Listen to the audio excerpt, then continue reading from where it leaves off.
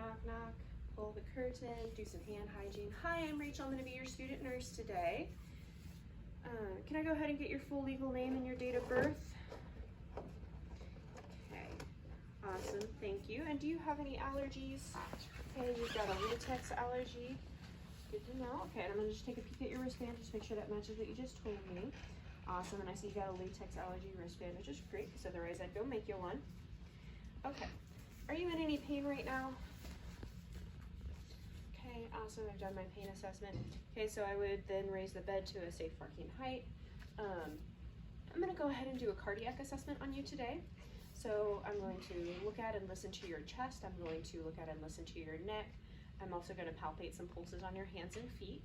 Is that okay with you? Do you have any questions for me? Okay, no questions, that's awesome. Okay, I'm also, at this point, I'm assessing my patient's general demeanor and kind of their appearance. I wanna make sure they're not anxious or pallid, sweaty, etc. Again, we've assessed for pain. I'd be asking some questions about if they have any history of heart attacks, if they're kind of, along with asking about pain, this is a good time to ask if they're in any chest pain, if they have any history of hypertension or heart failure, etc. Okay, so I've asked my questions. So the first thing I'm going to go ahead and do is I'm going to elevate the bed to 45 degrees because I'm checking for jugular venous distension, and there's none present, which is great. That's what we're looking for. So I'm going to go ahead and touch your neck. So I'm going to palpate some carotid pulses, once on each side. Because this patient has a trach, I don't really want to disrupt it, so I'm going to kind of work around it. So I've palpated my carotid pulses, so now I'm going to go ahead and listen to them. I'm listening for bruits, so I'm going to go ahead and use my bell. So I'm going to listen on this side, right? I'm going to listen over here.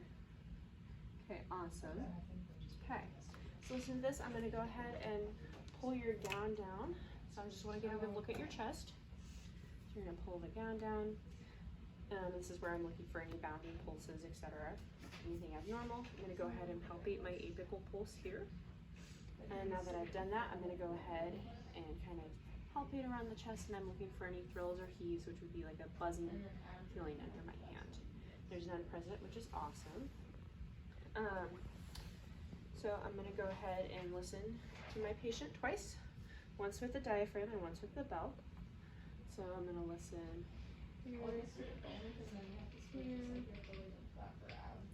here, here, here. Okay, and that all sounds like how I'd like it to. And then I'm going to listen again with my bell. Here, here, here, and here. Okay, so I've got my listening done. I'm going to go ahead and cover my patient back up. I'm going to test for pulses bilaterally on my hands. Okay, and just make sure they're bounding. If they're not present, it's a good time to go grab a Doppler. Okay, and I'm going to check for capillary refill, so I'm going to pinch your fingers just a little bit. And I want that to be under 3 seconds. I'm going to test on this side as well. Okay. All right, so I'm going to take a look at your feet now. So I'm going to pull the dressing back. I want to make sure I'm getting a good look at their legs as well. I want to be checking for any edema, kind of pitting or non-pitting. Also, this is a good time to look for wounds. I'm going to check capillary refill, especially if it's a diabetic patient. Okay, so then I'm going to go ahead and assess bilaterally my dorsalis pedis on top of the foot, and then the posterior tib on the insides.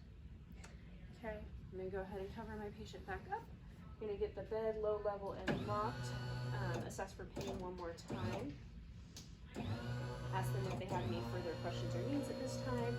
Update them on the plan of care. And then go ahead and make sure the call light is within reach, the floor is clear of clutter and debris. Take my gloves off, perform some hand hygiene, and leave the room.